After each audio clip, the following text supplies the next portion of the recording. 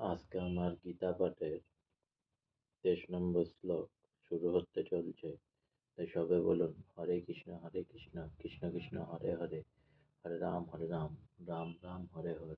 চলুন গীতা পাঠের 23 নম্বর শ্লোক শুরু করছি।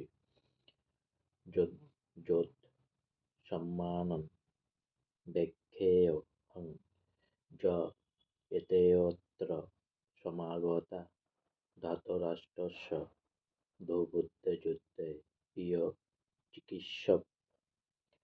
যোৎস মানন মানে যারা যুদ্ধ করবে, অবেক্ষে মানে দেখতে চায়, অহম মানে আমি, যে মানে যে, এতে মানে যারা, অত্র মানে এখানে, সমাগতা মানে সমবেত হয়েছে, ধাত্ত রাষ্ট্রস্য ধৃতরাষ্ট্রের পক্ষে, দুবুদ্ধে মানে দুবুদ্ধি সম্পূর্ণ, যুদ্ধে মানে যুদ্ধে, প্রিয় মানে ভালো, চিকিৎসক মানে বাসনা করে।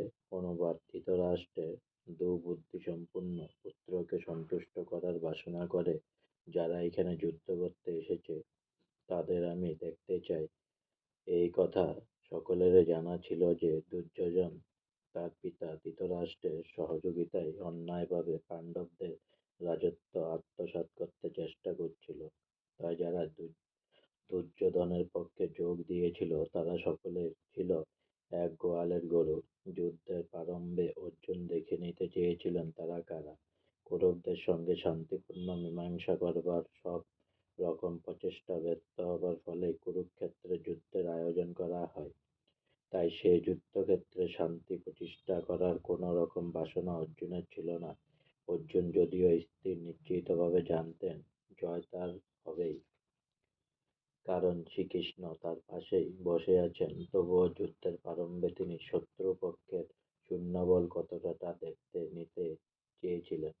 আজকে আমার 23 নম্বর শ্লোক গীতার এখানেই শেষ হলো। তাই সবে আরেকবার বলুন হরে কৃষ্ণ কৃষ্ণ কৃষ্ণ হরে হরে, হরে রাম রাম রাম হরে হরে। অনেক অনেক অনেক অনেক সাবস্ক্রাইব করুন, অনেক অনেক লাইক করুন, অনেক অনেক আমার ভিডিওটা দেখে আমাকে সাহায্য